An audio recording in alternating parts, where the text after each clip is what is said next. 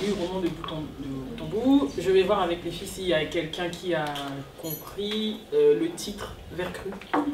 Non, bah moi justement. C'était ma question. Ah, voilà. Et Pourquoi moi, ce titre?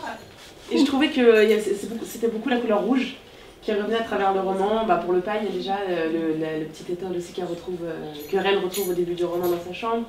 Aussi, je me souviens, la première hypnose, elle marche sur un sol qu'on décrit de couleur rouge. On retrouve beaucoup le rouge à travers le roman et du coup, je cherchais le vert cru aussi. Et le vert qui apparaît aussi, parce que le petit bout, oui, celui qu'elle change, il change, à un moment donné, il change pour devenir vert. Ouais, puis bleu aussi. Voilà. Mais le rouge, c'est aussi la robe d'Idou, vermillon. Donc c'est. Donc, ouais, non, je sais pas pourquoi vert cru.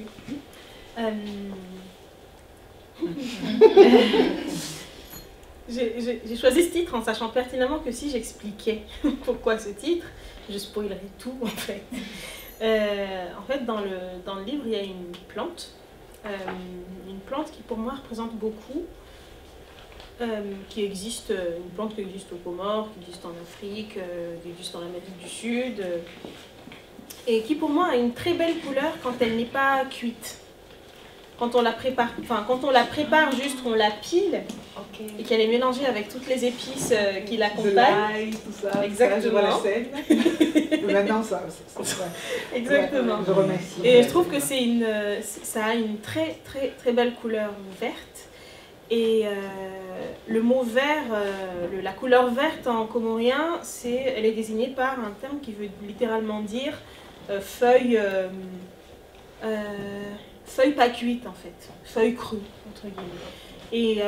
Et pour moi cette plante là, elle représente tout ce qu'on demande à la femme en fait, d'agréable ou de pas forcément agréable. Parce que c'est une plante qui est très bonne une fois qu'on la prépare, mais qui est difficile à préparer, et ce sont les femmes qui la préparent, et elles fournissent un effort incroyable pour la préparer. Je détestais, moi, quand on me demandait de le faire, j'ai toujours fui, toujours fait en sorte de fuir les travaux autour de cette plante-là, et pourtant j'aimais beaucoup la manger. Et pour moi, je me suis dit, mais en fait, cette plante-là, elle est belle quand on n'essaye pas de la préparer, tout comme la vérité elle-même, elle est belle quand on ne l'enrobe pas de choses, en fait. C'était ça que je voulais faire ressortir, c'est que la vérité elle-même, quand elle est nue, même si elle a des côtés un peu difficiles à assumer, finalement, elle est belle parce qu'on trouve un sens à tous les pourquoi qui nous entourent. Alors que quand on la prépare, quand on la cuit, quand on la fait mijoter, en ajoutant des choses, en mélangeant des petites choses, quand je dis ça, je pense à un mythe qui circule beaucoup dans certaines villes comoriennes, certaines villes swahili. On va souvent dire que la fondation de telle ou telle ville, et on encense beaucoup ces récits-là, on va dire telle ville s'est fondée un jour où une femme est partie d'un pays éloigné qui s'appelle le Mozambique ou d'une ville de la côte sud-africaine. Elle est partie dans une quête de la fertilité. Elle était stérile, elle est partie en quête de fertilité, elle a pris un bateau de marchand qui était là, elle l'a suivi, elle est arrivée aux Comores, ou à Zanzibar, ou ailleurs, et en arrivant là, elle arrive devant un village qui est sur la rive, et un homme qui est là, qui est un riche commerçant, ou un descendant de sultan, ou un descendant du prophète Mohammed, ou voilà, quelqu'un de remarquable, de respectable, la voit, la remarque et l'épouse. Et ils ont beaucoup d'enfants ensemble. Et en fait, ce genre de mythe, c'est pour masquer le fait que c'est très peu probable qu'une femme au Mozambique, à une époque éloignée, se dise « Tiens, je vais aller chercher la fertilité, je vais prendre un bateau et je vais y aller ». En fait, elle a juste été prise, voilà, et emmenée. Et pour moi, c'est ça le sens, c'est un peu tout ça que revêt le titre. Enjoliver. Le fait d'enjoliver, de préparer, d'épicer, Et du coup, s'il y avait, c'est peut-être étrange, mais s'il y avait une vérité, par exemple, qu'il ne faudrait pas déguiser concernant la société comorienne, que tu voudrais dire. Parce que le roman, en fait, c'est ça, en fait, finalement, derrière. C'est de dire, en fait, la vérité, elle est là. Mais si tu devais résumer une vérité, laquelle ce serait? c'est peut-être la conclusion à laquelle je suis arrivée à la fin et qui était déjà dans mon esprit en écrivant et même avant d'écrire, c'est que le Comorien de souche n'existe pas en fait. Le Comorien de souche n'existe pas, tout comme le Congolais de souche. je doute, même s'il faudra creuser beaucoup plus loin que pour les Comoriens, parce que nous, c'est encore une société très très très jeune. Si on retrouve encore les traces, c'est que c'est encore jeune, si on retrouve les traces d'origines diverses. Mais pour moi, l'idée, c'était, la vérité peut-être, c'est de dire qu'il n'y a pas de société plus bienveillante qu'une autre envers les femmes, envers les hommes, envers les enfants, mais que c'est un fait universel en fait, c'est une préoccupation universelle. Moi, ce que je voulais, c'était de parler de quelque chose d'universel. Après, je suis partie d'un ancrage géographique, déjà parce que ça aide à se placer, à se positionner, et aussi parce que c'est une exigence éditoriale aussi. Parce que moi, au début, il n'y avait pas de pays, il n'y avait rien, il n'y avait pas de ville, il y avait juste... C'était vraiment totalement imaginaire. Après, le fait de l'ancrer, c'est parce que, comme je le disais, il y a des choses qui me hantaient, etc. Il fallait que je les sorte. Et parce que on exige aussi quand même des auteurs qu'ils aient une espèce d'ancrage territorial. C'est ton éditeur qui te demande de... Oui, on va dire que ça va être les différentes maisons d'édition que j'ai contactées. Il y en a certaines qui ont refusé sans expliquer, certaines d'autres qui ont refusé en expliquant et en disant il faut que tu t'ancres territorialement parce que c'est ça qui va aider ton lecteur voilà, ça va être un point d'appel en fait. Et après, tu peux croître tranquillement comme tu veux, mais il faut que tu partes de quelque part. Je n'étais pas forcément d'accord. Et t'en as contacté combien des maisons d'édition? Oulala, beaucoup. Beaucoup au fil du... En fait, le roman a évolué au fur et à mesure que je contactais des refus ou des conseils ou des... Enfin, il y en a certains qui m'ont poussé à me remettre en question, d'autres qui m'ont poussé à me dire mais non, moi je veux rester là, donc c'est là.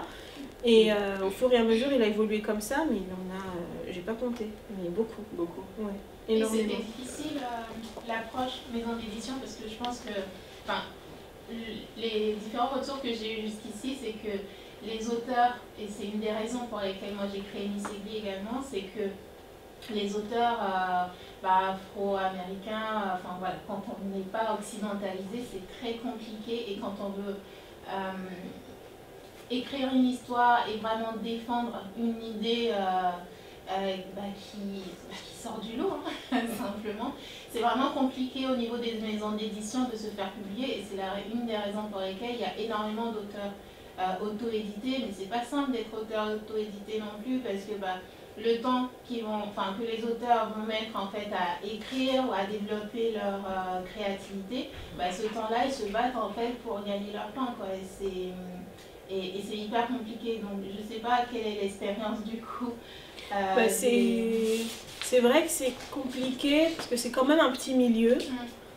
Et ça reste un petit milieu dans lequel il faut connaître quelqu'un, en fait. C'est le seul secret qu'il puisse y avoir, c'est qu'il faut juste connaître une personne. Après, moi, j'ai eu la chance d'avoir un éditeur qui est le premier éditeur comorien et qui est un parmi les rares. Je pense qu'il y a 2 ou 3 maisons d'édition au grand maximum, en tout cas moins de 10. Et c'est ce qui a fait que j'ai pu... Bon, après, il y a aussi le fait que c'est une personne qui a beaucoup cru en moi, beaucoup cru en mon manuscrit, et qui a fait un très très beau travail au niveau de l'objet livre. On a vraiment travaillé dessus, c'est ce que je recherchais aussi. C'était un éditeur, parce qu'il y a des maisons d'édition moyennes ou un peu plus grandes dans lesquelles il n'y a plus ce travail-là. On va plus vous dire changer telle partie, couper ça, ça va pas passer, le public va pas aimer. Enfin, c'est plus souvent c'est des choix marketing aussi. Et moi je voulais quelqu'un qui m'accompagne, qui m'aide à sortir ce qu'il fallait que je sorte, qui ne me bride pas, mais qui en même temps n'hésite pas à me dire là tu parles un petit peu trop, il faudrait que tu réduises, là tu ne parles pas assez, il faudrait que tu détailles, là ce n'est pas exact. Là, tu décides de parler de l'histoire avec un grand H. Justement, mon éditeur m'a aidé à assumer ce côté-là. Parce que je ne l'assumais pas du tout. J'étais en conflit avec moi-même, quoi. Je me disais, mais est-ce que je ne suis pas en train de me cataloguer comorienne, je vais parler des Comores en permanence, regarder mon nombril tout le temps. Et puis c'est lui qui m'a aidé à faire la paix avec ça et qui m'a dit, mais non, tu parles de quelque part. Et tu ne parles pas qu'aux gens qui sont dans ce quelque part-là, en fait. Tu parles à d'autres personnes. Donc assume-le. Et ça, c'était un travail assez essentiel. Et donc, voilà. Mais le milieu de l'édition, se faire entendre en tant que, pas uniquement en tant qu'auteur issu de la diversité, même les auteurs qui se définissent pas forcément comme issus de la diversité, mais si vous allez à une rencontre littéraire qui ne se met pas sous cette... qui ne se définit pas comme étant une rencontre pour la diversité littéraire, qui est franco-française, pour dire ce qui est, on sera étonné de voir le nombre d'auteurs qui ont des manuscrits qui dorment dans leur tiroir parce qu'ils ne trouvent pas d'éditeur. On dit qu'un Français sur 5 écrit, quelque chose comme ça. Donc on est vraiment, vraiment très, très nombreux. Et le problème, c'est que le choix qui se pose, c'est un peu comme dans les films, dans les maisons de production qui vont préférer des comédies familiales en ce moment, selon l'heure du temps. On va plutôt voir des Musso, des Lévy et des Pancol, etc. qui vont sortir. De temps en temps, des petits Delphine de Vigan clairsemés par-ci par-là. Mais ça reste difficile parce que c'est un investissement. Donc quand on sort de nulle part, c'est à plus forte raison quand on sort de nulle part, qu'on sort totalement du lot en tant que personne, en tant qu'auteur, qu'on est totalement un ovni, qu'on ne se définit pas. Moi, je ne suis pas arrivée comme l'auteur exotique.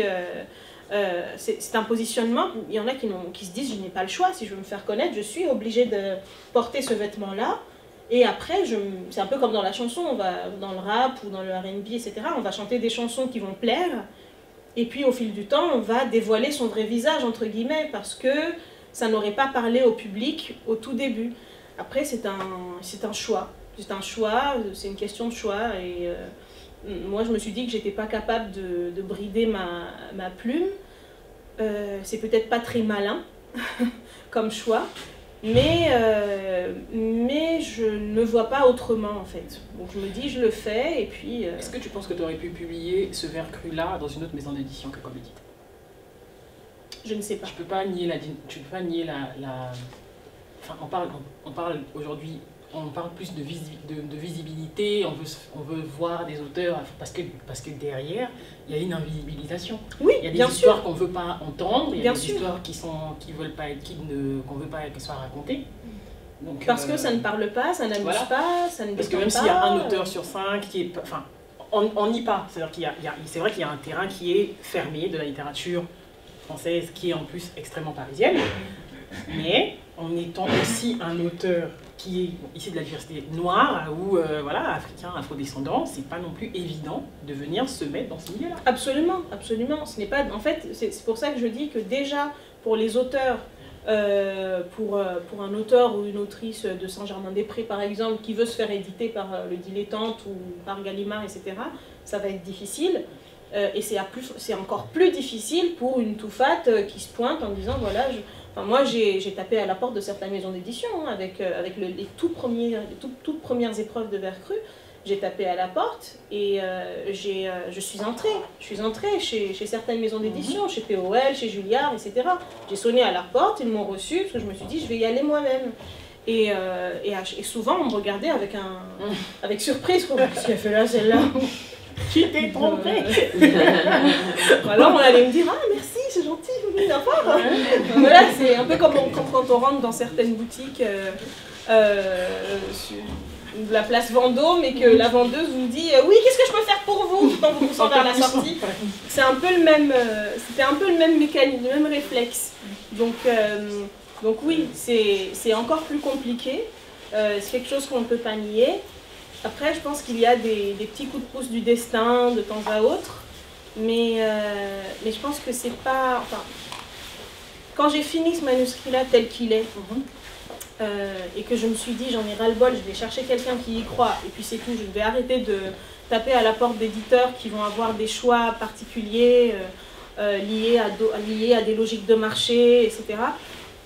Quand j'ai cherché mon éditeur et que je l'ai trouvé, je me suis dit, tant pis en fait, il faut qu'il naisse de toute manière, il faut qu'il existe, et puis on verra ce que ça va donner. Si ça reste dans le cercle comorien, c'est que je me suis trompée, je suis peut-être restée dedans, ou que j'ai peut-être pas su toucher quelque chose de plus universel comme je le souhaitais, et je travaillerai peut-être plus à ça la prochaine fois. En fait, je me suis dit, je vais partir de moi, et en fait, quand je l'ai terminé, j'ai su que c'était fini, j'ai su que que c'était le moment, quoi. J'avais atteint les 9 mois de gestation, il fallait juste le... Ça y est, il pouvait arriver. Donc, et voilà, et puis le résultat, bah, c'est que parfois, à mon grand étonnement, il a été lu par plusieurs cercles qui n'ont strictement rien à voir les uns avec les autres, mais qui ont tout à voir avec moi. Donc il a été lu, j'ai été reçue, que ce soit à Paris, dans des cercles qui ne sont pas forcément axés sous le signe de la diversité, et puis dans des cercles qui sont plutôt centrés sur la diversité. J'ai eu une très belle rencontre dans la vallée d'Aoste aussi. Donc voilà, il y a eu beaucoup de résultats comme ça qui ont un peu démenti certaines peurs que je pouvais avoir. Et voilà, donc je me dis, bon, il fait son petit bonhomme de chemin et satisfaisant. Oui. Pour le moment, ça va. Je suis plutôt agréablement surprise. C'est triste aussi de se dire que les secrets de famille et ces choses horribles. Elle parle des personnes qui viennent me voir. C'est ça. J'étais à Dijon, je crois, à la bibliothèque de Dijon il y a quelques mois. Et il y a plusieurs femmes qui sont venues me voir. De toutes origines et qui m'ont dit, vous savez, moi je ressens la même chose en vivant en France, je vivais en France à la campagne et j'ai ressenti exactement la même chose. Moi je vois beaucoup de ma famille normande là, dans cette ouvrage. Ben voilà. Donc ouais. En tout cas pour côté universel vous avez pas réussi. C'est gentil. Je suis contente. On a une question? Oui, j'avais une petite question. Au niveau des chiffres, est-ce que tu as un chiffre à nous publier par rapport à la vente de Ouh là là. Alors j'ai pas encore fait les comptes avec monsieur mon éditeur.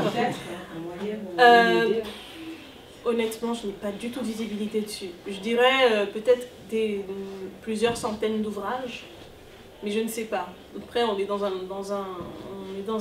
environnement où quand on vend 1500 exemplaires, c'est un échec. C'est considéré comme un échec, mais pour moi, dans mon cas, si je trouve qu'il y a 1500 exemplaires, donc 1500 lecteurs, pour moi, ce sera...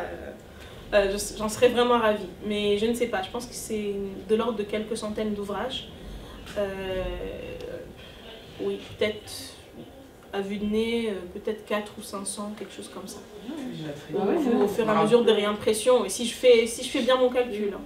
Mais oui, je pense qu'il y a quelques centaines qui se sont vendus. Oui, il fait son chemin. Il fait son chemin. Vous avez des questions avant de chuter? Non, en fait, moi,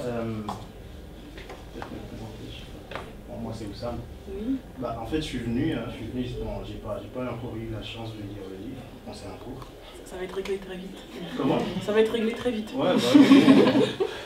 Mais je suis venu ici par curiosité déjà, parce que je pense que je suis en quête de l'identité comorienne en fait.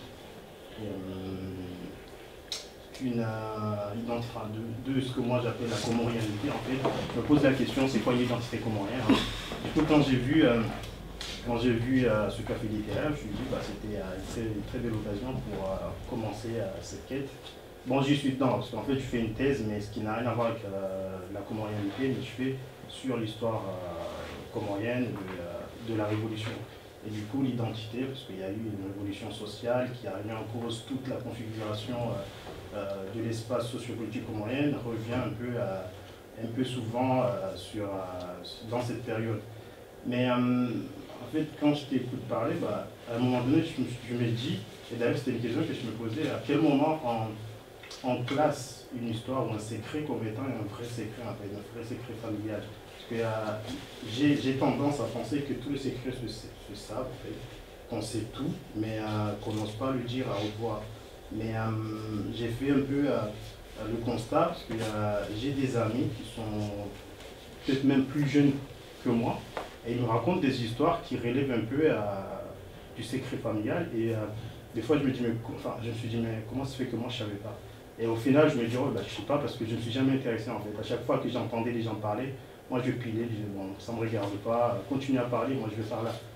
Et je pense que toutes les familles, bon, pour rester sur le côté comorien, je pense que toutes les familles comoriennes sont un peu concernées sous cet aspect. C'est-à-dire, on sait, mais il ne faut pas le dire.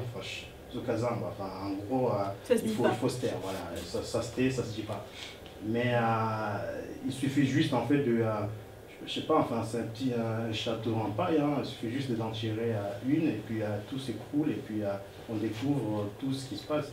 Bon enfin, et du coup en fait je m'étais posé, au début quand j'ai entendu parler, je me suis dit mais c'est un roman, c'est un travail universitaire, enfin, je m'étais lancé des idées, est-ce que c'est un travail scientifique qui du coup, j'étais tenté à te demander, mais tu t'appuies sur quoi en fait pour développer un peu bon, après, j'ai compris que voilà, que c'est un roman tiré peut-être des histoires, des faits réels, personnels ou pas, ou du moins des choses que tu as pu vivre autour de toi. Et du coup, bah, en fait, je me demande toujours la question en fait, de savoir en fait à quel moment on classe une histoire comme un secret. Est-ce qu'aujourd'hui, en fait, le fameux secret à la comorienne existe toujours ou c'est juste un mythe parce qu'on a envie enfin de vernir un peu les choses pour faire beau et qu'au final, au final, on sait que le voisin sait que tu sais que tout le monde sait. Je pense qu'on s'en sort jamais. Et du coup, on s'en sort pas. Il y a les deux. Il y a les deux. De ce que j'ai pu observer moi chez des personnes avec qui j'ai pu échanger, il y a des secrets qui sont vraiment jalousement gardés. Et d'un autre côté, et c'est pour ça que ta question est très intéressante, parce que d'un autre côté, il y a beaucoup de secrets de polichinelle. Beaucoup de secrets de polichinelle, mais moi ce qui est gênant, à mon avis, ce qui est gênant, c'est quand on ne dit pas ces choses-là sur la place publique. C'est quand, par exemple, il va y avoir un grand-père qui a tendance à un peu trop toucher ses petits-enfants et personne ne va rien dire, alors que tout le monde sait que ce n'est pas normal. C'est quand on va avoir tel cousin et telle cousine qui vont avoir des relations un peu trop proches ou un couple qui a une histoire un peu complexe, mais on ne va jamais en parler parce que ça ne se dit pas, justement. Ce qui me frappe, il y a certaines situations qui me frappent, comme par exemple une situation, un jour où il y avait un mariage d'une cousine éloignée, je me suis trouvée là, à ce moment-là, et je me suis retrouvée dans la cuisine avec des femmes. Déjà, les femmes dans la cuisine, les hommes au salon, mais bon ça, passons. Et donc j'étais là, et les femmes sont en train de parler, et la jeune fille exprimait un peu ses craintes par rapport au mariage. Alors déjà pour moi, ça a toujours été un grand mystère. Pourquoi est-ce qu'on a peur ? Voilà, donc ça en dit long en fait pour moi sur ça, sur le fait qu'il y a un secret de polichinelle autour de ça. On sait très bien qu'en fait on est en train d'avancer vers l'abattoir. Ce n'est même pas il n'y a même pas le côté féerique, les étoiles dans les yeux, etc. Mais il y a le fait que j'ai peur. Et donc moi c'était, heureusement c'est pas comme ça partout, hein. Mais voilà, il y avait ce côté-là, il y avait cette peur-là, et puis une des tantes qui était là, une des femmes d'âge mûr qui était là, qui lui dit oh mais tu sais, faut pas avoir peur, hein, tu t'en remets, hein. Tu sais, moi je connaissais pas mon mari quand il m'a épousée, j'avais 9 ans quand il est arrivé devant ma chambre, qu'on me l'a présenté. Et elle le disait de la façon la plus normale du monde. Et tu vois, ça va, je m'en suis sortie, c'est bon. Arrête d'en faire tout un fromage, quoi. Et c'est ça, en fait, pour moi, le secret. C'est le fait qu'il y a des choses qui se font, dont on sait pertinemment qu'elles ne sont pas du tout normales, parce qu'on va vous dire « Je comprends que tu aies peur, mais bon, ça va passer, ça va. » Donc il y a ce ça va passer, c'est ça qui me gêne, en fait, et qui fait que ça reste un secret, puisqu'on n'a pas le droit qu'on n'a pas le droit de le questionner. Donc, si je rentre dans le sens de ta question, je dirais que je peux peut-être mettre dans la case du secret ces choses qu'on n'a pas le droit de questionner, même si elles se savent, même si tout le monde sait qu'on sait, mais elles n'ont pas le droit d'être questionnées. Il y a un chercheur, un anthropologue comorien ou un sociologue qui avait fait une étude sur le fait que les Comores étaient une plaque tournante de l'esclavage à un certain moment, qui parlait de personnes qui étaient venues du Botswana, de Mozambique, etc. C'est Ibrahim Tabibou, je crois, le nom. Et donc, il expliquait ces choses-là. Et dans sa thèse, je me suis servi de son travail justement pour écrire, en tout cas d'une partie de son travail, mais quand il explique sa démarche, Il explique que dans certains villages, quand il arrivait qu'il posait la question, il a posé la question à un couple qui était censé descendre d'une caste considérée comme étant la caste des esclaves. Et donc la femme est en train de lui parler, de lui dire, tu sais, telle famille et telle famille fait partie de la même caste que nous. Telle famille, ils font partie d'une autre caste un peu plus élevée, mais chez eux, on ne va pas prendre des esclaves qui font les travaux. On va plutôt prendre des concubines, etc. Donc il lui explique, et à un moment, son mari l'arrête, il lui dit, mais mais tais-toi, tu vas nous mettre la honte devant tout le monde, tu vas nous afficher, et puis tu risques de nous faire excommunier, je ne sais plus comment on dit, excommunier. Tu risques de nous faire excommunier, donc arrête de parler, et voilà, c'est bon, c'est passé, maintenant on est passé à autre chose. Et pour moi, c'est ça en fait, on est passé à autre chose, c'est ce tais-toi, ce non, ça se dit pas, on le sait, mais ça se dit pas. Voilà, ça reste entre nous, et il peut y avoir des... Moi, ce que j'aime bien, c'est écouter les enfants quand ils grandissent dans ce type d'univers, parce qu'ils ont toujours l'œil en fait, ils voient toujours ce qui se passe. Et je me souviens d'un ami, c'était un ami de la famille qui avait 2 épouses qui sont tombées enceintes en même temps. Et ce qui se disait dans la ville, c'était « Oh là là, il est fort lui, hein !» 2 buts en même temps. Et donc le petit, c'était un petit cousin qui avait entendu ça, puis qui arrive à la maison. « Maman, il est fort, hein, tel homme, 2 buts en même temps !» Et la réaction de sa mère était... Enfin, sa mère a blêmi, quoi. Elle était livide. « Mais tais-toi, tais-toi, tais-toi !» Et pour moi, c'est ça qui... Enfin, peut-être que je suis un peu restée cette petite fille qui aime bien... Pardon, c'est pas normal. Mettre les pieds dans le plat. Mais pour moi, oui, le secret, c'est ça. C'est quand on te dit à un moment donné, oui, on le sait, mais non. On ne le dit pas, en fait. Vas-y, bien sûr. Juste sur ce point précis du mariage des filles très jeunes, en fait, de la pédophilie dans les sociétés africaines, ce qui me gêne juste dans ce que tu dis, c'est le fait que ce ne soit pas normal. C'est-à-dire ? Ce n'est pas dit, mais en fait, ça fait partie de nos normes. Et peut-être que ce n'est pas dit parce que là, c'est difficile toujours de généraliser de toute l'Afrique noire, mais énormément de sociétés africaines, l'Afrique noire fonctionne sur ce ont ça dans leur culture. Mais nous vivons, on construit nos histoires ou nos pseudo-civilisations sur d'autres mythes, en occultant cela. Peut-être que de le dire sur la place publique ferait en sorte que, tu parlais de château de cartes tout à l'heure, tout s'écroulerait et finalement l'identité, on se demanderait, on s'est bâti sur quoi? Qu'est-ce qu'on a construit? Moi, ça me retourne. Vous avez sans doute suivi le débat avec Madame Blair qui parlait du viol en Afrique, des Africaines, et ça m'a sidéré de voir la quantité de Noirs ou d'Africains qui étaient outrés, qui disaient que c'était inadmissible, parce qu'elle lui disait, et on a retourné ça, elle est blanche, elle n'a pas à le dire, etc. Je ne sais pas, n'importe qui, c'est les couleurs de peau, on peut soulever le problème. Toi aussi. Donc il y a vraiment, j'ai l'impression que autour de, je ne sais pas si c'est le truc qui me touche le plus, parce que ça touche les enfants, et parce que après ça se répercute, c'est que les enfants, ensuite, souvent les femmes, les enfants, les femmes et tout, on peut violer, c'est pas grave. La petite fille qui est venue, la petite cousine qu'on a fait venir du village et qui travaille à la maison, c'est normal que papa la viole un peu, c'est pas un viol, c'est pas dit comme ça.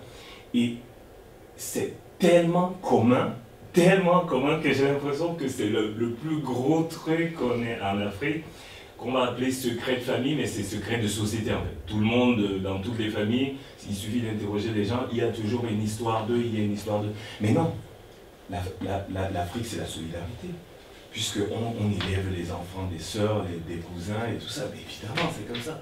Alors que c'est un énorme marché. C'est comme, j'envoie ma fille chez ma grande sœur qui est à la ville, je sais où je refuse de voir. Et ça, je ne sais pas si notre responsabilité n'est pas...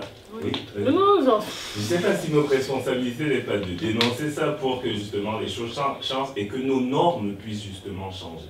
C'est pour ça que je dis que ce qui est gênant, dans ces événements-là, c'est que tout le monde les connaît, tout le monde sait que ça se passe, mais dès qu'on essaye de le dire, on fait taire ceux qui essayent de le dire. On leur dit non, tais-toi, parce que justement, le château de cartes va s'écrouler. Et si ça s'écroule, on n'existe plus. On n'existe plus.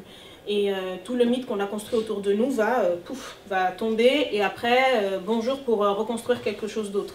Mais après ça existe et alors, moi, un peu partout. Là où, dans ce que vous dites, où le petit bémol peut-être à apporter, c'est que souvent, c'est des dynamiques de pouvoir. Dans les familles, par exemple, si c'était quelque chose de très admis, il n'y aurait pas, par exemple, des accusations de viol dans les familles. Mais en fait, dans les familles, ça dépend qui viole. Enfin, moi, de ce que j'ai remarqué, ça dépend qui fait quoi. Et souvent, les secrets, les choses qui sont tues, c'est parce que derrière... Parce que la personne qui envoie son enfant à la ville chez sa sœur, et dont le mari de la sœur viole, par exemple, il ne parle pas peut-être parce qu'aussi derrière, c'est ça. C'est qu'il y a une dynamique de pouvoir et aussi le côté argent, et qui fait que... Parce que si par exemple la personne qui viole ta fille, c'est un pauvre, voilà, généralement tout de suite, voilà, quoi, tu l'accuses, ça dépend qui est violé, ça dépend... Il est tout de suite exécuté. Voilà, ça dépend. Ça dépend vraiment et derrière, il y a cette dynamique de pouvoir, il y a cette dynamique de c'est politique. Voilà. Inversement, un puissant qui enverrait sa fille chez sa sœur, en fait, il y a peu de chances qu'elle soit victime de viol, parce qu'on sait les exactement. Si elle réagit, ça va faire très mal. Tu vois, c'est juste ça en fait. C'est-à-dire qu'il y a vraiment ce côté où il y a aussi le pouvoir derrière. Et que c'est pas... c'est pas genre dans la cité africaine, tout le monde viole tout le monde et c'est super, et qu'on ne dit rien, quoi. Pour moi, le viol n'a rien à voir avec le sexe, c'est qu'une histoire de pouvoir. Donc, pourquoi je marie ma fille à 9 ans? C'est parce que je suis pauvre, parce que... et on la marie souvent aux commerçants. Enfin, tout à fait. Donc il y a des histoires comme ça. On parle de secrets de famille. Moi, je peux vous parler de mon cas personnel. Et le Comore est musulman, je pense que l'islam est... la religion je me demande aussi s'il n'y a pas un rapport avec la religion musulmane dans le... C'est pas l'islam qui crée cela, mais les non-dits sont encore plus prononcés. En tout cas, dans les sociétés, c'est comme ça. Et moi, j'ai aujourd'hui 45 ans. Il y a 1 an que j'ai appris que j'ai une tante que j'ai connue depuis longtemps. Ma mère qui me dit « Ah mais tu sais, c'est à 9 ans qu'on l'a amenée chez son... » Exactement l'histoire de 9 ans. 9 ans. Et je trouvais ça extraordinaire. Mais comment avez-vous pu... Oui, mais ma grand-mère, etc. Oui, après, il y a une époque où ça ne choquait pas plus que ça et où c'était totalement admis. Enfin, je pense que c'est une... Ouais. Je pense que c'est aussi une question de mentalité ou de culture, ou j'en sais rien, mais même au Moyen-Âge en Europe, ou même... il y a des choses qui étaient totalement admises et il en parle... Amin Malouf, dans Les Désorientés, il parle de blind spot. Il dit que par exemple, à l'époque où on a rédigé la Déclaration universelle des droits de l'homme, à aucun moment les hommes qui ont fait ça ne se sont dit que les femmes, en fait, c'est aussi des humains qui pouvaient aussi prétendre à des droits, aux mêmes droits. Mais ils se sont tout simplement dit, la Déclaration des droits de l'homme, on a le droit, et en même temps, ce qu'il faisait, enfin Camille Desmoulins, sa femme, elle n'était pas heureuse. Hein. Elle n'était pas non plus, elle n'était pas épanouie, voilà. Et donc, il explique ça, et il dit que ça fait partie de ce qu'on appelle les blind spots, que chaque époque a son point aveugle, en fait, son point de cécité.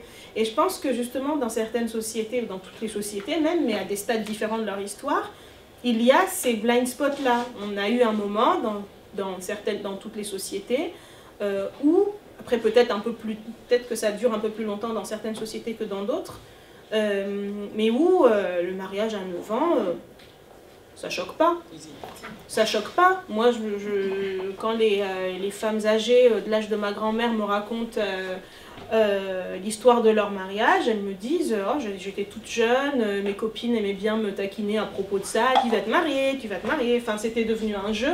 Et elle avait peur, mais arrêtez, moi j'ai peur. Enfin, c'était normal que ça se passe comme ça, en fait. C'était tout à fait normal. C'est juste que nous, maintenant, on est né dans un monde qui s'est rendu compte que c'était peut-être pas très bien, Tout comme à un moment, les hommes qui ont fait la déclaration des droits de l'homme, à un moment, les femmes se sont rebiffées, leur ont dit, écoutez, c'est peut-être pas bien ce que vous êtes en train de faire là, de nous écraser tout en disant que vous avez des droits. Voilà. Tout comme pour la traite atlantique ou la traite arabo-musulmane, à un moment, enfin, quoique la traite arabo-musulmane, on n'a pas, il y a des choses qui n'ont pas été dites. Mais oui, il y a des choses qui n'ont pas été dites parce qu'il y a une religion aussi justement et on est tous frères, on est tous égaux. Alors il ne faut surtout pas dire non, pas du tout. Et mais l'esclavage aussi, dans certaines sociétés, même encore aujourd'hui, il est encore vu comme une chose totalement normale. Donc après il y a ceux qui décident de rester aveugles. Je comprends très bien, mais s'il vous plaît, qu'il y a peut-être encore les choses que nous tolérons aujourd'hui. Que nos enfants ne toléreront pas. Mais c'est ce qu'on voit avec les jeunes qui font la marche pour le climat, avec les Greta Thunberg, etc. Moi, je pense que nos enfants, ils nous en voudront pour des choses qui nous paraissent totalement normales aujourd'hui. Si nos enfants deviennent antispécistes dans 30 ans, ou nos petits-enfants, ils nous diront, mais comment est-ce que grand-mère, tu as osé manger une vache, quoi?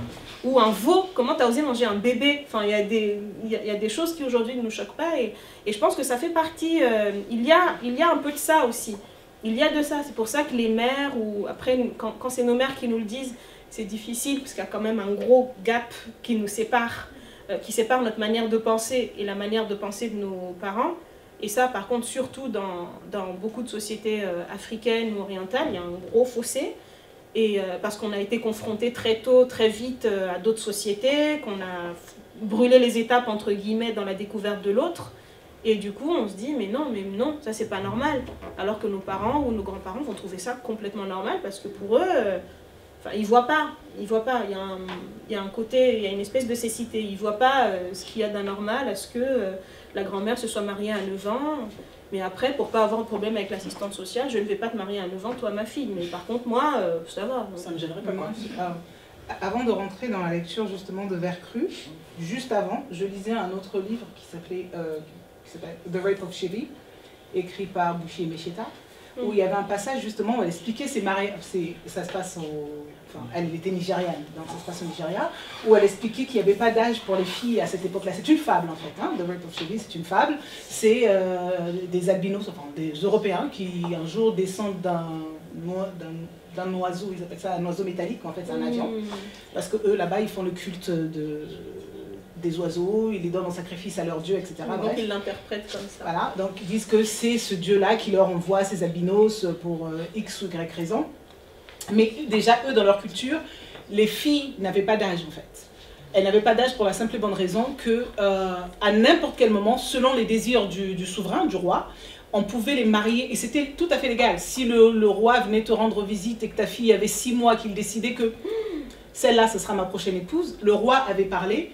Donc, même s'il avait déjà 40 ans et que ta fille venait de naître, quand elle allait avoir 12-13 ans, elle allait devenir l'épouse du roi et tout le monde allait assister au mariage. Donc, il n'y avait pas cette notion de viol ou de quoi que ce soit parce que c'était le choix, c'était même l'honneur absolu. Le roi épouse sa fille. Seulement, quand ces albinos arrivent, eux, ils ne connaissent pas le fonctionnement et parmi eux, bien entendu, il y en a un qui va tomber amoureux de la promise du prince même, c'est pas le roi, et qui va, parce qu'il ne comprend pas la langue, parce qu'il est juste guidé par le cerveau masculin,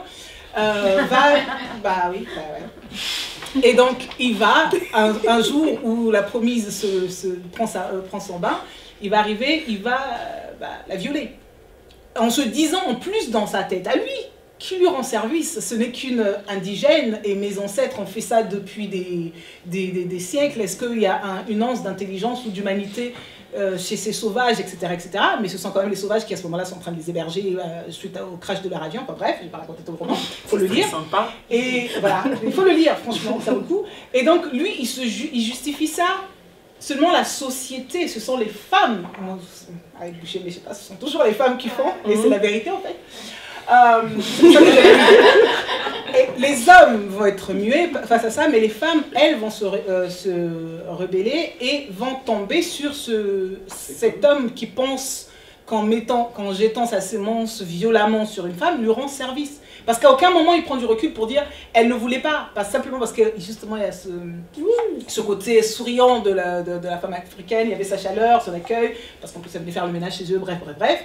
Et les femmes se rebellent. Et à ce moment-là, on parle de viol dans cette société parce que c'est un albino, c'est quelqu'un qu'on ne connaît pas, parce que ces gens-là, ces noirs-là, pour eux, ces albinos sont donc des êtres pas finis, pas très cuits, pas...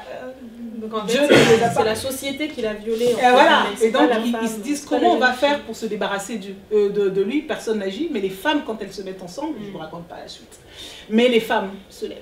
Et on parle de viol qu'à partir du moment où celui qui vient commettre cet acte ne nous est pas familier, ne nous est pas connu, n'est pas accepté. Voilà, donc lui, quand il s'abat sur une femme qui a 16 ans, c'est un viol, mais un roi qui épouse un enfant qui a 12 ans, 11 ans, c'est un honneur. Après, il y a le contexte du mariage. Non, mais je ne défends pas. Pourquoi important? L'enfant a 11 ans. Mais tapez pas dessus. Mais il y a le contexte du mariage. Oui, mais en fait... Moi, je ne sais pas si je me fais comprendre. Oui, le mariage, c'est légal. Mais donc voilà. le viol, c'est quand c'est un rapport sexuel qui n'est pas consentant. Donc mariage ou pas, si elle a 11 ans et qu'elle n'est pas consentante, ça change rien. Non, mais ce que je veux dire par là, c'est que si jamais elle avait été mariée à lui, oui, ils ont bien le mariage était inacceptable. Voilà. Je ne sais pas si vous voyez ce que je veux dire. Exact, c'est ça. Parce que même la loi française avait du mal à dire qu'en fait, dans un contexte de mariage, il y a des viols. Ou de consentement. Parce que pour eux, c'est légitime, c'est légal. Tu peux dire non. C'est que même dans le cadre du mariage, oui, bien sûr. Là, il y a un jour où tu dis non, ça devient, on passe à... On est complètement d'accord. Tu ne peux plus. Chez eux, dans cette société-là, on ne conçoit pas qu'une femme puisse... Une femme à qui on a fait l'honneur de l'épouser quand même. Comme ça, elle-même, elle ne peut même pas penser à dire non. Au consentement. Elle le... Enfin, faut lire. Oui, on va lire. Voilà, la femme peut dire non, mais au fond d'elle, elle peut même le dire... C'est là où ça devient dangereux. Elle peut le dire à sa mère, qui va simplement lui dire « il y en a eu d'autres avant toi ». C'est comme ça que la société fonctionne. Bien sûr. On t'a épousé, c'est légal. Tu as le devoir de servir, de plaire et de mettre à l'aise ton mari. C'est ton devoir. Il dit « tu peux fermer ta bouche ». La mère peut dire à son enfant « tu peux fermer ta bouche, mais jamais croiser tes jambes ». Quand un homme a besoin, tu dois le nourrir de toutes les façons. Quand ta mère te dit tu dois nourrir ton homme de toutes les façons, les 5 commandements de... C'est clair. Voilà. Là aussi on le retrouve. Les commandements. C'est-à-dire que tu le veuilles ou non, que cet homme-là, même s'il est répugnant, il t'a épousé, nous on a consommé la dot. Donc c'est ton devoir, ça devient, c'est plus de l'amour ou du désir, c'est vraiment un devoir. C'est comme tu servir à Aïdou tu n'es pas 50 ans pour refuser ou quelque chose comme ça. C'est plus la phrase. Parce que tu ne vaux pas une violence. Ah ouais, cette phrase, tu ne vaux pas le refus. Voilà, à partir du moment où tu es épousé, en fait c'est l'achat. C'est quand tu achètes une vache, tu ne lui demandes pas quand est-ce que tu vas la traire, quand est-ce que tu vas la couper pour la manger. C'est ton objet, donc tu en prends possession quand tu veux. Tu peux décider qu'elle va vivre 100 ans, comme tu peux décider que tu peux mettre un terme à sa vie au lendemain. Pourquoi quand ces hommes-là battent leurs femmes, par exemple, personne n'est outragé parce que, forcément, si le pauvre monsieur, on est arrivé à lever la main sur sa femme, c'est qu'elle lui a, à un moment donné, elle a désobéi, elle n'a pas fait ce qu'elle devait faire. Ça devient toujours, c'est le poids de la femme. Donc ça devient son secret, même si tout se passe mal dans son foyer, elle sait que si elle part vers ses parents la renverront forcément vers le bourreau, en lui trouvant des excuses liées à la société, liées à la religion, liées à la tradition, peu importe, mais il y aura toujours une excuse, une raison pour laquelle on va te renvoyer vers ton bourreau. Et surtout si vous êtes d'une famille pauvre, parce qu'il faudra rembourser, hein, même si on a payé et que tu as servi à cet homme-là pendant 15-16 ans, tu lui as fait des enfants, mais il faut rendre l'argent qu'on a donné le jour où on t'a prise. Mais lui, quand il m'a pris, je n'avais pas d'enfant, mes seins tenaient encore debout, j'ai nourri ses enfants. Ça compte pas. Tu n'avais qu'à te tenir tranquille. C'est ça. C'est ça. Et alors, c'était quel livre? Oui. C'est The Rape of Chevy. Je ne sais pas s'il a été traduit en français, celui-là. C'est Bouchi et Mecheta. Le viol de Chevy. C'est son autrice. Ah, ça, elle ne déçoit jamais. Elle ne déçoit... Non, Bouchi... Elle est de quelle origine? Elle est nigériane. Ah ouais. Donc, revenir à Vercrux. Oui, oui. Pour revenir à Vercrux. Moi, je voulais parler du don. Enfin, j'étais en train de lire un passage. Je suis tombée sur un passage là-dedans. Et je l'ai relu, je pense, 5 fois. Et après, je l'ai fait lire à ma sœur. Parce que je me suis dit, waouh, ma petite sœur, enfin, je dis à ma sœur, parce que ma petite sœur est musulmane. Je ne suis pas musulmane. Et je vais lire le passage, pour le truc, qui dit Chaban n'était plus allé à l'école coranique depuis le jour où le maître lui avait ordonné de s'allonger sur le banc, alors que l'école était terminée, et de baisser son pantalon. Cela lui avait semblé inhabituel parce qu'avant, le maître baissait lui-même son pantalon et leur demandait l'un après l'autre de venir goûter un peu de bonbons au miel. La suite, vous lirez selon votre force. Et donc, je me disais, il n'y a pas, est-ce que, ça c'est un risque, comment on parle des abus sexuels dans l'islam? Comment est-ce qu'on expose? Parce que, avant d'arriver là, il y avait quand même un passage qui m'avait plu, avec lequel j'étais tout à fait d'accord, hein, où on dit, pour lui, Dieu n'avait pas créé la religion, le dogme, il avait créé l'amour, et chacun se devait de célébrer l'amour avec ce qu'il avait de plus cher. Là, j'étais d'accord. Et je me... Oui. Mon enfant, après, le degré d'amour... Ah oui, l'amour... L'amour. Ouais. Dieu a créé... Que ce soit dans l'islam... que ce soit dans l'islam, dans le catholicisme ou ailleurs, le commandement le plus... voilà, c'est l'amour. C'était pas... aller dans les églises, aller forcément dans Notre-Dame pour être expié. Non, on peut prier chez soi, on est la première en principe. Nous sommes le premier temple, nous sommes la première église. Et notre foi, notre communion avec notre Dieu peut être un secret, c'est intime en fait. Et donc, on l'a mis sur la place publique en disant non, il faut aller dans la mosquée pour que tes péchés, il faut que tu ailles dans l'église pour que... Et là, les enfants vont quand même, c'est le parallèle que j'ai fait. Après, peut-être que moi je fais beaucoup de raccourcis aussi quand je lis. L'enfant va à l'école pour apprendre donc, le Coran, apprendre l'amour, apprendre qui est Dieu. Et tous les enfants qui y vont sont envoyés chez un pédophile. En gros. Ouais. Les parents le savent, puisque ça y va avec le consentement de tout le monde, mais c'est la religion. Comment on ose? Parce que moi, les pédophiles catholiques, j'ai grandi avec... C'est devenu banal. Je sais que tu ne peux pas être catholique sans être pédophile. Je fais toujours des raccourcis, mais j'assume.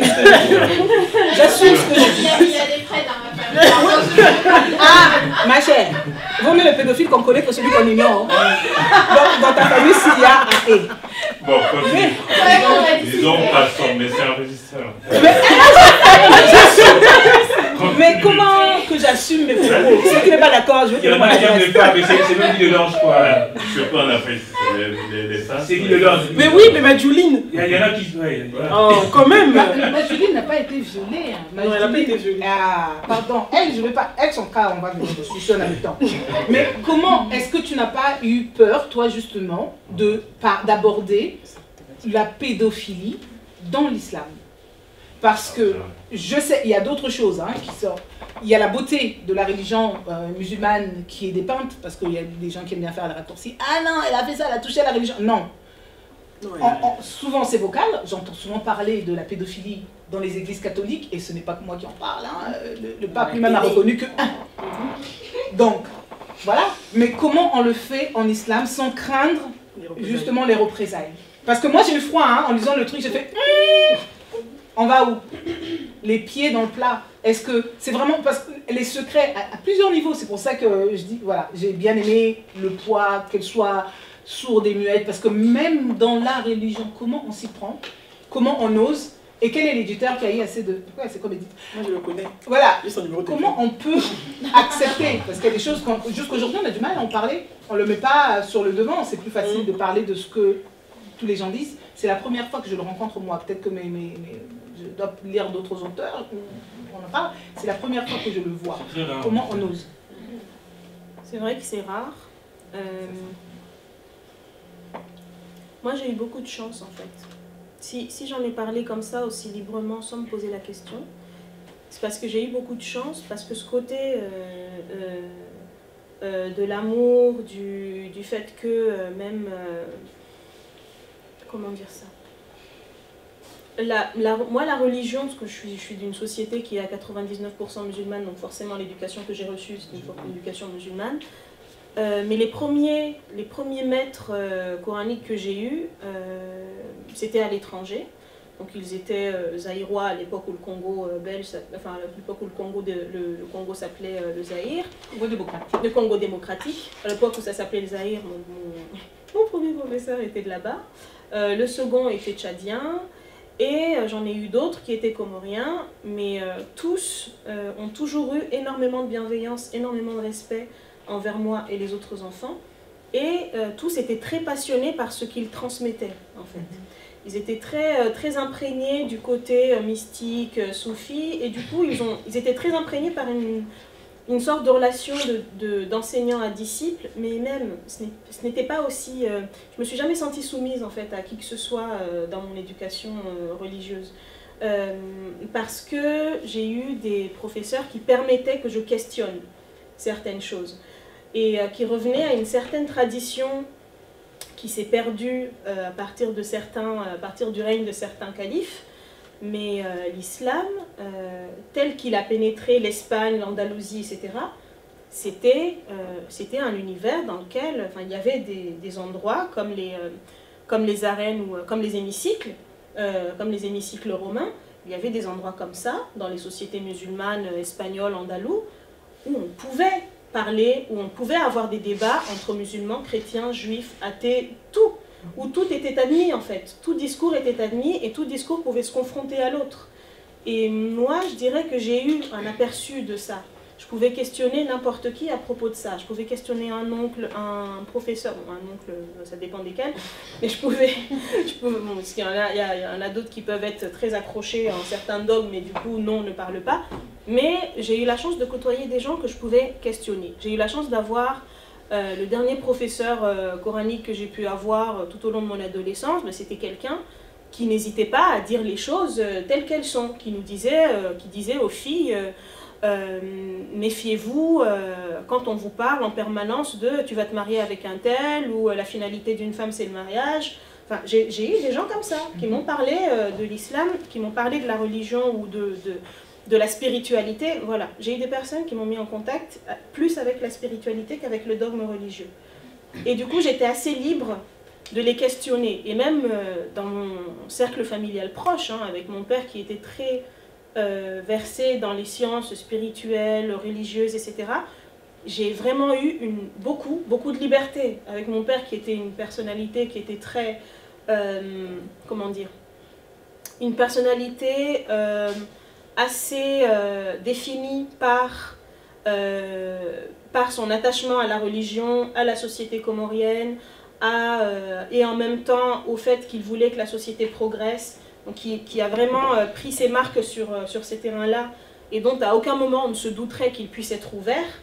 Avec lui, je pouvais parler de n'importe quoi. Il pouvait me dire, mais tu sais, la NASA a découvert récemment qu'il y avait d'autres planètes, et il y a des chercheurs à la NASA qui se demandent où vont les âmes. Et du coup, moi je me demande, mais est-ce que le paradis, ce serait pas une planète quelque part? Enfin, à son échelle, il m'invitait à aller voir ailleurs, à aller chercher ailleurs. Et à un certain stade même de mon parcours personnel, je lui posais souvent des questions, et à un certain stade, il m'a dit, écoute, tu as Internet, tu as des livres, va chercher. Moi, j'ai mon sanctuaire à défendre. Donc, oui, je l'ai saoulé, voilà. Je l'ai saoulé. À un moment, il me dit, écoute, va pas me chercher sur certains terrains parce que je vais avoir du mal à t'emmener plus loin. Mais il n'y a pas de problème, tu peux aller trouver ta propre vérité toi-même, va la chercher. Mais à partir de là, je ne te suis plus. Mais il n'y a pas de problème, va chercher, va voir. Donc j'ai eu cette chance-là qu'on me dise, va voir. Et c'est pour ça que j'ai pu parler de ces choses-là, parce que quand ces événements-là, je les ai appris, j'en ai pris connaissance très tard. Je ne savais pas, moi, qu'il y avait des enfants qui avaient des abus d'enfants dans les écoles coraniques. Pour moi, c'était des événements très exceptionnels. Et il y a eu plusieurs événements comme ça qui sont arrivés, de maîtres coraniques qui ont abusé d'enfants et dont la famille finalement a décidé de rompre le silence, d'aller porter plainte. certaines familles se sont rétractées parce que le village leur est tombé dessus en disant mais comment osez-vous insulter l'enfant de notre village, etc. Et puis les jeunes, ça a fait tout un tollé, les jeunes ont fait des manifestations, des banderoles, dégager les maîtres pédophiles, etc. Donc il y a quand même eu du mouvement qui a fait que j'ai pu, moi, peut-être prendre appui, peut-être que ça m'a aidé à me sentir légitime pour en parler. Après, il y a eu ces mouvements-là, mais il y a ces mouvements-là, encore une fois, comme disait Christelle, quand ça touche à certaines couches sociales, à certaines familles. Quand un enfant de quelqu'un de reconnu a été abusé par un maître coranique, là, on va en parler parce que le père ne l'admet pas, etc. Mais avant ça, il y en a eu énormément. Il y a eu beaucoup, beaucoup d'autres abus. Et voilà, mais moi, la raison pour laquelle j'en ai parlé, c'est justement pour dire que ce qu'ils prétendent défendre, ils le piétinent eux-mêmes, en fait. Et je n'ai pas du tout... peut-être que c'est de l'inconscience, hein, mais je n'ai pas du tout eu peur de le dire parce que ils ne peuvent pas me défier sur ce terrain-là. S'ils viennent me dire « oui, mais c'est comme ça », je pourrais dire « mais non, désolé, non, c'est écrit nulle part ». Alinéa 4, chapitre 2. Mais tu sais que, en règle générale, si c'était là de manière rationnelle ou raisonnée, ou à l'endroit du débat qu'ils discutaient, qu'ils échangeaient, ça se saurait. Donc, bien sûr. La question est vraiment légitime parce que souvent, c'est qu'au niveau émotionnel, dont la réaction est extrême. La question, c'est est-ce que tu y vis ou est-ce que tu vis ici? Je vis ici. Je vis ici et il y a des personnes qui vivent aux Comores et qui le dénoncent et qui sont, c'est vrai, systématiquement vouées aux gémonies par certains maîtres, etc. Mais on va dire que c'est un pouvoir qui se perd peu à peu parce que les gens parlent, les langues se délient de plus en plus. Et voilà, de plus en plus. Après, ça reste encore, il y a encore du silence hein, dans certains endroits, mais les langues se délient. Et puis voilà, et puis je me dis, j'ai le droit, enfin j'exige ce que je veux du pays qui m'a vu naître, de la société qui m'a éduquée. Je suis en droit, mais je pense que c'est une chance et parfois ça peut s'apparenter à de l'inconscience parce que comme j'ai eu beaucoup de chance de pouvoir remettre en question, de pouvoir faire tomber mes éducateurs de leur piédestal, mais je me crois entitled d'aller faire tomber la société dont je suis issue de son piédestal. Et du coup, c'est vrai que parfois, j'ai pu me faire épingler là-dessus. Tu te permets trop de choses. Tu viens d'ailleurs. Après, je suis née aux Comores, donc on ne peut même pas me dire que je viens d'ailleurs, puisque j'y ai vécu pendant une dizaine d'années. Donc on ne peut même pas me dire que je viens d'ailleurs. Je viens. C'est ça. Alors, je viens, il faut naître ici, hein, pour être je viens. Justement, en parlant de... Alors, j'ai oublié juste ton prénom. Oussam. Oui, Oussam, il parlait d'une espèce de fétu de paille sur lequel tu tires un truc tout se fissure. Et en fait, dans le roman, il y a aussi ce moment, parce que j'ai trouvé ça inconvenient. C'est-à-dire que Reine, quand elle arrive, bah déjà elle tombe sur Shabbat, bon, après on sait que c'est parce que Madeline a recommandé, mais que tout de suite, quand elle arrive, en fait, c'est comme si elle cristallisait tous les non-dits. Et du coup, tout le monde part, parce que même par exemple, Ourango, ça fait 100 ans, elle dit rien. Enfin, pourquoi quand cette fille arrive, elle finit par... parce que la légende fait la fille des eaux. Voilà. Donc, tu nous en parles un peu. Parce que la légende, parce que c'est quand même, comme beaucoup de sociétés qu'on a qualifiées à tort d'animistes, elle arrive dans une société où le religieux, le social, le spirituel, la mystique, tout est vraiment, mais vraiment très très très imbriqué, mais vraiment très imbriqué. Et même maintenant, ça pour le coup, c'est encore d'actualité. Il y a beaucoup de... Enfin, la mystique, elle est très imbriquée dans la vie quotidienne et c'est quelque chose qui me fascine, hein, qui m'a toujours fascinée. C'est quelque chose que je trouve très très beau parce que ça nous permet de sortir... Enfin, pour moi, c'est une porte... c'est une échappatoire. C'est une échappatoire, ça offre des issues, en tout cas pour ceux qui veulent bien le voir comme ça offre des issues. Et pour moi, bah justement, c'est l'une des raisons pour lesquelles elle ne parle pas. Elle arrive et en fait, elle exhume des choses et les gens parlent d'eux-mêmes. Elle n'a même pas besoin de poser des questions, les choses se révèlent d'elles-mêmes, les choses jaillissent. Et c'est... comment dire ? 7e jour, 7e mois, 7e jour, 7e mois, 7e année. Mais du coup, ça pose la question parce que quand tu parles de questionner, parce que les choses sont, enfin, quand elle vient les trouver, les choses sont là, les choses sont... En fait, elle demande qu'à être révélée. Ou bien il y a un moment, ou bien il y a une espèce de timing derrière. Je sais pas si vous voyez ce que je veux dire. C'est la légende des 7. Parce que, tu te souviens, quand c'est l'ami de Arafat qui lui explique cette histoire qu'elle a entendue sur la reine des eaux. Et que Arafat ne veut pas, en fait, qu'on lui raconte cette histoire. Oui. Mais elle lui raconte que si elle est venue, c'est parce que, normalement, il y a une légende qui stipule que la fille des eaux revient toujours pour révéler les secrets, pour que l'amour jaillisse, pour que l'amour triomphe. Et donc, elle arrive, et c'est pour ça que même Dalila l'apparente justement à la femme des eaux, et je ne vous dirai pas la fin, mais ça a plus de sens même à la fin du livre. Oui. Même si on a spoilé beaucoup la fin, lisez le livre. On ne peut pas vous aider. On ne peut pas vous aider, là il faut tout le long suivre, il faut tout lire. C'est pour ça. En fait, ça, pour moi en tout cas, ça avait beaucoup de sens par rapport à ça, et j'ai connecté uniquement quand j'ai lu le... Et il y a besoin de ça. Il y a besoin de toute cette forme de spiritualité, de moments où tout est mis en place pour que les secrets puissent jaillir. Il y a besoin de ça. Il y a besoin que tout se mette en place. Après ça, c'est la mise en scène, mais ce que je voulais quand j'ai mentionné ce côté-là, c'était vraiment rendre hommage à un certain imaginaire qui me plaît, qui me fascine beaucoup. Et en fait, c'est ce que tu disais, c'est qu'il y a... En fait, c'est un héritage qu'on a oublié et qui, je trouve, est très important. Et je n'ai toujours pas percé, en fait, l'origine première de cet héritage-là. C'est qu'au Comores, les années se comptent par cycle de 7. Il y a, de la même manière qu'il y a des semaines de jours, il y a des semaines d'années. Donc il y a l'année du lundi, l'année du mardi, l'année du mercredi. Et chaque année du mercredi, la fille des eaux surgit pour... voilà. Après, moi, je lui ai attribué... Je me suis sentie libre d'en faire ce que moi je voulais. Mais c'est aussi pour montrer qu'il y a des issues, en fait. Qu'il y a des petites issues comme ça qu'on peut saisir.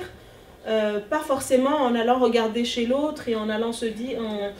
c'est un peu pour couper la chic à tous ceux qui pourraient dire « Oui, mais là, tu es en train de dire qu'il faut venir d'Occident forcément pour libérer... Voilà. Moi, c'est ce que j'ai aimé aussi, c'est de me dire que, en fait, finalement, on peut raconter nos histoires, entre guillemets les histoires africaines, en s'ancrant vraiment dans notre ancestralité, dans nos propres croyances, que tout ce qu'on nous a dit ou tout ce en quoi on croit ou que nos grands-parents ont cru et croient encore pour beaucoup, pour certains, n'est pas que ville ou sorcellerie ou voilà, parce qu'aujourd'hui c'est la tendance qu'on a, j'ai l'impression, chaque fois qu'on parle d'anémisme ou d'autres, on dit oh là là, ça c'est des mauvaises choses, c'est vilain, c'est sombre, c'est sale. Oui, après ça c'est la religion, le dogme aussi qui est venu, parce que ça. On a effacé tout ce qu'on pouvait nous avoir pour mieux adopter la culture de roman et exister à travers... Il y a une remarque à ce sujet, à propos du roman, et au-delà des secrets de famille, moi c'est vraiment les questions spirituelles que je cite le roman qui m'ont marqué. Et j'ai une remarque, donc tu pourras réagir après si tu veux. Donc face aux deux grandes religions du continent, donc, que sont l'islam et le christianisme, en fait, ton roman fait ressortir en fait des religions africaines. Je te dirai un passage qui tombe dans la bouche du Fondi Saïd, Aboud. Dieu, Allah, Mulungu, leur danseur, tous ces noms et bien d'autres dans d'autres langues ne désignent en fait qu'un seul et même principe. Ce que j'ai aimé dans ce roman, c'est que tu soulignes en fait, c'est-à-dire que on peut connaître Dieu sans forcément adopter des religions en fait qui viennent d'ailleurs. Oui, et ça rejoint ce que tu disais aussi. Moi, ce qui m'a fait dire ça, ce qui m'a fait prendre conscience de ça, je parlais un peu de mon projet de roman avec des collègues un jour, comme ça, on discutait, puis je leur parlais de mon projet. Et on a fini par parler de spiritualité toutes. Donc des collègues dont certaines venaient de Bretagne, certaines venaient de Camargue ou de zones encore plus éloignées de France. Et il y en a une qui me dit, mais ça ressemble à l'histoire des sourciers, ce que tu racontes là. Je lui dis, comment ça, des sourciers? Elle me dit, mais si, il y a des sourciers, ils ont des bâtons de sourciers, ils vont détecter les sources, etc.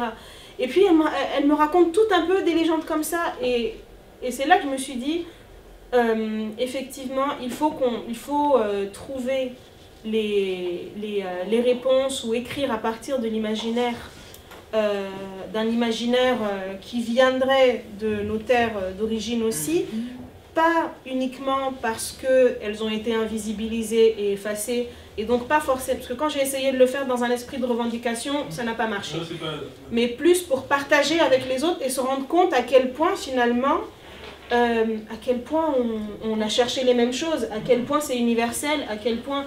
Pour moi, c'était un très bel exercice d'humilité quand elle m'a dit ça, parce que moi, j'en parlais, quelque part, je l'admets, je suis arrivée avec mes sabots d'Africaine qui va apprendre la vraie spiritualité très concrète, très matérielle à cette aux pauvres collègues occidentales qui n'en avaient plus aucune idée, qui ne savaient pas, qui n'avaient eu que des druides à la panoramique, et puis c'est tout.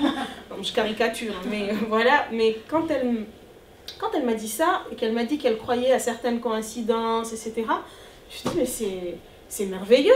C'est merveilleux de pouvoir se... Comment?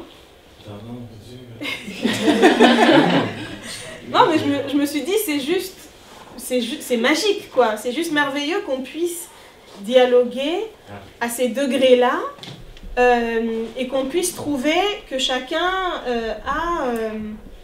qu'il n'y a pas d'inégalité là-dessus non plus, qu'en fait... Toi, tu parles de superstition, mais on te parle de spiritualité. Et justement, moi, je suis arrivée en me disant, elles n'ont que des superstitions. Et en fait, non, il y a toute une spiritualité derrière qui est peut-être oubliée dans certaines zones, mais qui est encore à l'œuvre dans certaines régions. Et je me suis dit, mais c'est génial. Enfin, j'ai trouvé ça très très beau, j'ai trouvé ça magnifique. Je me suis dit, mais il faut absolument que je partage ça avec ces gens aussi, pas uniquement avec mes semblables, entre guillemets, ou avec les personnes qui ont partagé la même histoire que moi, mais avec des personnes qui ont des histoires différentes, parce que ça va forcément faire écho. Et ça, c'était une très belle surprise, et je me suis sentie petite quand elle m'a raconté ce que faisait sa grand-mère, son arrière-grand-mère, etc., les décoctions qu'elle faisait, enfin, je me suis sentie vraiment petite. Le lien de sa famille avec la forêt, etc., je me suis dit, mais... ah oui, quand même. Et voilà, mais oui, c'est ça, ça a l'air tout bête, hein, mais finalement j'ai commis la même erreur que les explorateurs qui sont arrivés sur les terres africaines en disant ce sont des sauvages, et moi j'ai commis la même erreur, je me suis dit mais en fait tu m'es aussi exotique, tu m'as semblé aussi exotique que moi j'ai pu sembler exotique à tes ancêtres en fait, donc finalement l'erreur est partagée, ok, autant pour moi. À des degrés différents. Anyway.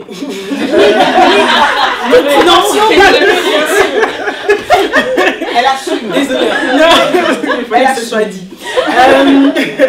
Donc, oui, alors on a parlé des femmes. Dans ce roman, on reviendra dessus, je pense, si on aura le temps. Mais moi, en fait, j'ai une petite frustration. Dans ce roman, deux petites frustrations. En fait, alors, le personnage d'Aziz, il ouvre le roman. Ensuite, on le trouve un peu par endroits et tout, ensuite touche, mais en fait, pourquoi nous avoir... Enfin, déjà, on sent bien l'amour de Ren pour cet homme, en plus on sent que, parce que l'importance qu'il a eue avec Belle, de lui avoir ouvert les yeux, il a été comme une espèce de bombe un peu lâchée dans leur plantation toute calme et toute lisse. Et du coup, je me demandais pourquoi est-ce que tu n'as pas voulu lui donner plus de place pour lui, d'une, et puis Chaban. Tu vois, quand j'ai fini le roman, j'ai dit, mais il est où la partie où on parle encore plus de Chaban? Non, Chaban, pourquoi? C'est un homme. Tu vois, c'est déjà pour... Enfin, c'est un homme qui est presque intelligent. Il y avait de quoi dire... Alors moi, je suis pas d'accord avec Chaban. Parce que Chaban, il a quand même... Tu vois, j'ai l'impression que tu nous as laissé sur notre fin, enfin sur ma fin. Par rapport aux hommes? Oui, par rapport à ces deux hommes-là déjà, rien que ces deux-là. Je reprendrai une phrase d'Aziz quand il dit « Ce n'est pas aux hommes d'apprendre aux petites filles à être des femmes ». Après, ça ne tient qu'à lui, hein, ça n'engage que lui. Ça ne m'engage pas moi, ça n'engage que lui. Mais pour moi, cette phrase-là, elle explique, elle résume très bien le fait qu'il a voulu s'effacer pour laisser les femmes faire leur travail. Pour moi, il était important que les femmes fassent le travail elles-mêmes, en fait. parce que j'avais peur de tomber dans les hommes qui viennent libérer, etc. J'avais peur de les mettre dans cette position-là, parce que c'est quand même des révélateurs, tous les deux. Même tous, hein, tous les hommes qui sont là sont des révélateurs. Donc d'un côté, j'ai voulu mettre en avant le fait qu'il s'agit d'une affaire de femmes avant tout. Ce qu'on disait tout à l'heure, ce sont les femmes qui te matent. Donc les femmes qui règlent... Parce que souvent, on va utiliser les hommes, oui, ils nous oppressent, etc. Bon, maintenant, on est dans une société où comme on a un peu plus de pouvoir, on n'a plus besoin d'être opprimé par les hommes pour exister. Et on n'a plus besoin d'exister à travers eux. Donc maintenant, qu'est-ce qu'on fait? Est-ce qu'on va continuer à servir le discours, ce sont les hommes qui nous oppressent, etc. Ou est-ce qu'on va prendre les responsabilités et faire quelque chose, sachant qu'ils ne sont pas tous pareils et qu'il y a des hommes, j'en suis l'exemple parfait puisque j'en ai rencontré, j'en ai eu dans ma vie, j'en ai encore, et j'en rencontre beaucoup, très souvent. Nous en avons ici. Nous en avons ici certainement, puisqu'il y a des hommes qui n'ont rien à prouver en fait, qui n'ont rien à prouver, qui ne voient pas l'intérêt, qui ont autre chose à faire que d'écraser les femmes, qui veulent juste leur dire, écoute, si t'es en combat, bats-toi, c'est bien, c'est bien. Moi c'est ce que, enfin quand j'ai rencontré mon époux, c'est la première chose qui est ressortie de notre échange. Enfin, je suis arrivée avec mes sabots et tu ne me marcheras pas dessus. J'ai fait un peu comme Karaba avec Kirikou, personne ne m'asservira. Mais sa réponse c'était, c'est très bien, c'est bien, ça tombe bien, j'en ai pas besoin. C'est pas mon combat, je suis pas là pour lutter pour ton asservissement, ça va. Donc je voulais aussi, parce que je pense que après il y a des hommes sur qui ça peut valoir la peine de taper, mais je pense que le travail a déjà été fait. Ce travail-là a largement, en fait, en écrivant, je me suis dit, mais en fait, le travail que je pourrais faire en mettant en avant les hommes, en leur donnant plus de lumière, etc., ça a déjà été fait. J'ai lu, relu, relu, et il y a des gens qui l'ont dit beaucoup mieux que moi. Alors que moi, la mémoire que je veux faire porter à mon héroïne, et peut-être la mémoire que je porte aussi, même si elle ne se retrouve pas forcément dans l'ouvrage, mais j'ai toujours ressenti une certaine mémoire féminine. J'ai toujours eu la sensation qu'il y avait des femmes qui parlaient à l'intérieur de moi, je ne sais pas qui elles sont, je ne sais pas... Voilà, mais je me soigne. Mais qui... Oprah est pareil, si ça peut te consoler. Oprah Winfrey aussi, elle est pareille. Bon, écoute, je t'enverrai une vidéo. J'espère que je serai tout aussi riche aussi.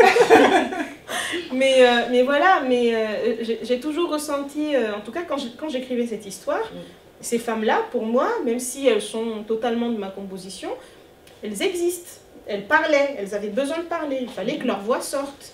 Et il s'est trouvé que ce sont des voix de femmes qui sont ressorties, et il s'est trouvé que les hommes qui étaient là, qui ont parlé à l'intérieur de moi pendant que j'étais en train d'écrire, c'était des hommes qui ne demandaient qu'à être débarrassés de la lutte pour la libération de la femme, etc., qui voulaient juste, qui voulaient vivre leur vie et qui avaient envie de leur ouvrir la voie, parce qu'ils se sont rendus compte que finalement, quand on les aide, quand on leur révèle certaines choses, tout le monde est heureux, ils en bénéficient aussi. Donc pourquoi ne pas... voilà.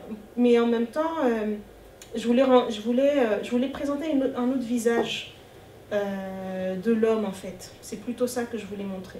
Parce que le visage de l'homme oppresseur, comme je dis tout à l'heure, il a été vu, revu, on le connaît. On le connaît. Mais ce qu'on connaît moins, c'est le visage de l'homme libérateur, le visage de l'homme qui révèle, qui dit, qui tend un miroir à une femme et qui lui dit, écoute, tu sais, tu ne te résumes pas à tes parties génitales ou à ta différence biologique, hein, tu es aussi un être humain en quête de quelque chose, et viens, on va faire cette quête ensemble. Enfin, pour moi, c'était important d'avoir des hommes à qui ça ne pose pas du tout problème et qui s'effacent pour laisser les femmes faire leur boulot, c'était aussi ça. Moi, contrairement à toi, j'ai trouvé que les hommes étaient bien, enfin... Même si on ne va pas leur donner de la profondeur chaque fois, parce qu'ils se rêvent, quand les hommes s'écrivent, ils s'imaginent profonds et intelligents. Et là, ça c'est une femme qui écrit et qui donne, qui te montre en fait. Oui. On rencontre un Habib. Habib, il ne se veut maître de rien, mais il dit dès le départ au fond de lui-même qu'il est contre la société esclavagiste. Il veut libérer cette femme qu'il épouse. Il ne l'épouse pas parce qu'il aime, il l'épouse parce qu'il veut la libérer. Aziz, Mais Oui, il a son histoire, mais il est tombé en amour avec... Tu vois, c'était un amour sain. C'était pas juste du désir charnel, la première histoire qu'il avait avec cette femme, et il n'arrive pas à l'oublier parce qu'il a vraiment... Voilà. Et donc, lettre d'amour. La deuxième, il l'épouse parce qu'il veut la libérer. Oui. On a Aziz qui prend cet enfant, qui a aussi, comme ça, qui quelque part aime une femme qu'il aime aussi, mais qui fait un autre choix dans sa vie, et qui sauve la vie, entre guillemets, de notre héroïne, reine. Et on n'avait pas besoin d'en savoir plus parce que la lumière n'était pas supposée être posée sur eux, parce qu'eux-mêmes, ils font tellement de choses. Il y a déjà un homme dans je suis pas d'accord. Kazana. Mais si, il y avait Kazana qui les Je résumait ne peux tous. pas mettre un personnage aussi omniprésent que Shaban, qui est quand même un fil conducteur, parce que c'est quand même lui qui fait le lien, Maduline, Oui. machin, et dire que, parce que c'est un homme, machin, non. Mais non, il est là, on Il voit doit ce qu'il que- machin. non, parce que c'est un homme, qu'on ne doit pas le révéler, ou je sais pas qu'est-ce que Mais non, ça il veut n'a dire. pas besoin de se Il révéler doit tout avoir ce qu'il plus a. de profondeur et plus de place mais dans le qu'est-ce que roman. toi, Moi, c'est tout ce que pourquoi je dis. tu veux Il y a qu'un homme personne soit qui est profond? d'accord avec C'est moi quoi ici. Non, Non, le machin. ce que c'est qu'il y a tout ce qu'il a à dire et là en plus c'est clair. Cédric, tu m'aides pas. Shaban, Aziz. Non, non, moi je l'ai pas trouvé absent. Au contraire, il y a un homme que. En parlant de. Non, je trouve qu'Aziz et Shaban occupent assez suffisamment le roman. Mais il y a un autre qui n'a pas assez évoqué, ou peut-être sa relation avec sa fille, qui est à l'origine de l'handicap de Idoud. En fait, on apprend qu'elle devient handicapée quand son père décède. Mais en fait, on ne décrit pas le lien qu'elle a avec son père qui fait effectivement qu'elle devient handicapée après sa mort. Du coup, j'explique là. C'est une question. Alors, du coup, vous allez tout spoiler là. Mais oui, mais en effet, en fait, pour moi, c'était symbolique. C'était vraiment la figure symbolique du père. Pour moi, si elle a été handicapée et qu'elle n'a pas eu une vie à laquelle elle aurait pu aspirer, c'est parce qu'elle était dans une société qui était dominée, même si très peu de Comoriens seront d'accord avec moi si je dis que c'est une société patriarcale. Parce qu'on va plutôt vous dire que c'est une société matriarcale. En fait, c'est une société matrilinéaire, pas matriarcale. Mais ça, c'est un autre débat. Mais elle est dans une société où les hommes sont censés tenir une place dominante. Je dis sont censés parce que parfois c'est une place à laquelle on les assigne, ils n'y sont pas toujours forcément à l'aise, et la preuve, ils finissent par essayer d'en sortir en trouvant des chemins de traverse, tous les larcins qu'ils peuvent commettre à droite et à gauche, c'est parce que il y a quelque chose qui veut se dire et qu'ils ne peuvent pas, et que la société leur refuse. Et donc, pour moi, c'est parce qu'elle n'a pas eu un homme. Pour moi, ça c'est une conviction que j'ai, c'est que dans une société dominée par les hommes, ça peut aider une femme quand un homme, quand l'homme dont elle est issue lui dit « tu peux y aller ». Tu peux y aller. Et pour moi, elle est handicapée dans le sens où, non seulement ce père-là n'est pas un père, pas forcément le père idéal qu'on aurait voulu avoir, dans le sens où il ne l'engendre pas de la façon dont on aurait voulu, dont elle aurait souhaité qu'il l'engendre, mais en même temps, quand il part, c'est une possibilité qui s'en va. Et donc elle est handicapée de cette possibilité-là. Et c'est surtout ça que je voulais mettre en avant, plutôt que le lien qu'elle avait avec lui, parce que ça aurait été un lien... le lien qui aurait été là, ça aurait été un lien totalement... un lien de l'époque, hein, un lien de soumise à dominer, etc.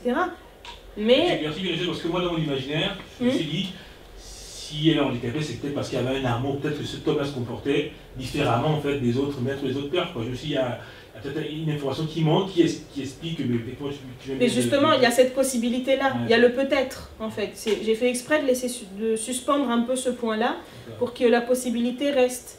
Parce que pour moi, quand il y a... on parlait de secret tout à l'heure, en fait, il y a aussi ce côté-là. Il y a aussi secret quand il y a une possibilité qui n'est pas dite, en fait, qui aurait pu être, mais qui n'est pas. Et quand on te dit, écoute, c'est comme ça, c'est tout. Et cette possibilité-là, qui n'existe plus, bah c'est une absence, quoi. C'est une absence, elle ne saura jamais ce que ça va donner.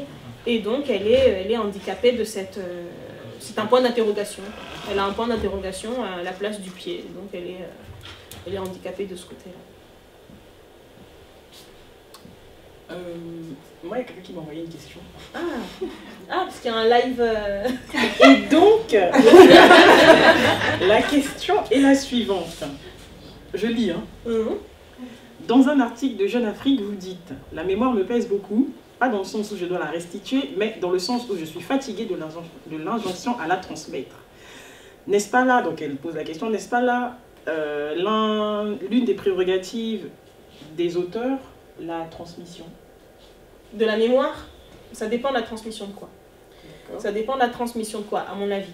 Enfin, de mon point de vue, ça dépend de la transmission de quoi, parce que j'ai toujours eu, comme je disais tout à l'heure, j'ai toujours eu envie d'écrire. Et j'ai toujours aimé écrire, mais j'ai besoin de me sentir libre d'écrire. Je ne suis jamais à l'aise, c'est peut-être un défaut, hein, mais je ne suis pas à l'aise avec les cadres, les carcans et les entraves. La preuve, j'ai essayé de poursuivre une thèse pendant des années et je n'y suis jamais arrivée. Pourtant, le sujet me passionnait, mais je n'y suis pas arrivée parce que j'avais du mal en fait avec les cadres. Faut en référer à plusieurs personnes avant de pouvoir placer un pas, écrire une phrase, écrire un mot. Il faut d'abord demander.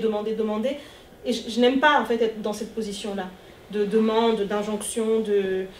Après, ça a ses vertus, hein, c'est très bien. Il y a des gens qui sont très bien adaptés à ça, qui y réussissent. Mais moi, pas moi, en fait. Moi, je n'y arriverai pas. Et c'est la même chose pour ce qui est de la mémoire. Cette phrase-là, quand je l'ai dite, je pensais à un auteur que j'évoquais tout à l'heure, qui m'avait dit, quand j'ai sorti mon premier recueil de nouvelles, qui m'avait dit avec beaucoup de bienveillance, c'est très bien ce que tu as fait, tu dis des choses qui n'ont jamais été dites, on avait besoin des voix de femmes dans notre pays, il faut que tu portes notre littérature, il n'y a pas assez de femmes qui écrivent, il y en a très peu, tu es peut-être la seule, il y en a peut-être deux, mais toi, tu as l'âme d'une écrivaine, il faut absolument que tu portes notre littérature. Et donc finalement, ma passion, ce dans quoi je suis, parce que je pense qu'à un moment, on choisit c'est bon de choisir ce dans quoi on excelle. Et puisque je n'ai pas pu exceller dans l'astronomie et devenir astronaute, et suivre Maya Jemison dans l'espace, puisque je n'ai pas pu exceller dans ce domaine-là, là où je me sens à l'aise, là où je suis bien, mon petit coin, mon truc, c'est ça. Ce sont les mots et leur pouvoir. Et le fait qu'on vienne me dire...